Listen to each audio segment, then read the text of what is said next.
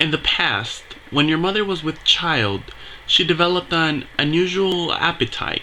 She took one look at my beautiful garden and she told your father that what she wanted more than anything in the world was greens, greens, and nothing but greens, parsley, peppers, cabbages, and celery, asparagus, and watercress, and fiddlehorn, and lettuce. He said, all right.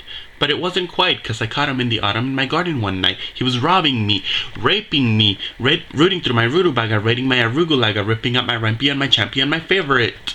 I should have laid a spell on him right there. Could have turned him into stone, or a dog, or a chair.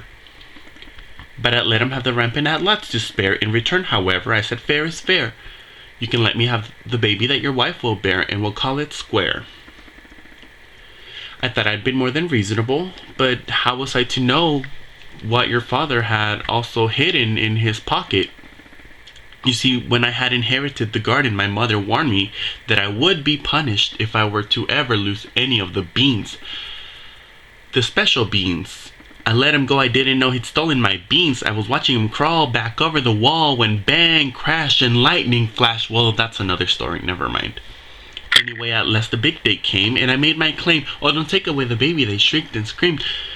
But I did, and I hid her where she'll never be reached. Your father cried, and your mother died, but for extra measure, I admit it was a pleasure. I said, sorry, I'm still not mollified.